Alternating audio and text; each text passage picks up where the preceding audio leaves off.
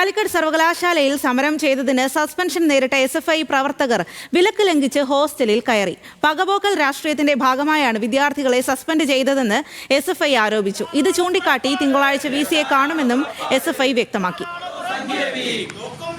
ശാന്തകുമാർ വെള്ളാലത്താണ് വിവരങ്ങളുമായി ചേരുന്നത്. ശാന്തകുമാർ, എന്താണ് സംഭവം? കാലിക്കറ്റ് യൂണിവേഴ്സിറ്റി വൈസ് ചാൻസലറും SFIയും തമ്മിലുള്ള നേർക്കുനേർ പോരാട്ടം തുടരുക തന്നെയാണ്. അതിന്റെ ഭാഗം തന്നെയാണ് കഴിഞ്ഞ ദിവസം SFIയുടെ 9 പ്രവർത്തകരെ സസ്പെൻഡ് ചെയ്തിരുന്നു. അതിൽ സംസ്ഥാന ജോയിന്റ് സെക്രട്ടറി മുഹമ്മദ് സാദിഖ് ഉൾപ്പെടെയുള്ള 9 SFI നേതാക്കന്മാരെയാണ് സസ്പെൻഡ് ചെയ്തത്. സസ്പെൻഷൻ മാത്രമല്ല, ഇവർ ഹോസ്റ്റലിൽ പ്രവേശിക്കരുത് എന്നുള്ള ലംഘനവും ഉണ്ടായിരുന്നു.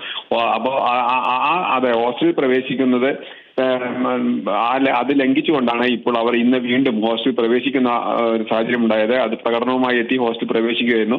ഇക്കാര്യം വൈസ് ചാൻസലറുമായി ചർച്ച നടത്തുമെന്നും തിങ്കളാഴ്ച അദ്ദേഹം എവിടെയാണുള്ളത് അവിടെ പോയി ചർച്ച നടത്തുമെന്ന് തന്നെയാണ് പറയുന്നത്. എന്തായാലും വലിയ ഒരു സംഘർഷത്തിലേക്ക് തന്നെയാണ് വീണ്ടും കാലിക്കറ്റ് യൂണിവേഴ്സിറ്റിയിൽ SFIയും വൈസ് ചാൻസലറുടെയും ബന്ധപ്പെട്ടുള്ള വിഷയം പോകുന്നത് എന്ന് വ്യക്തമാണ്.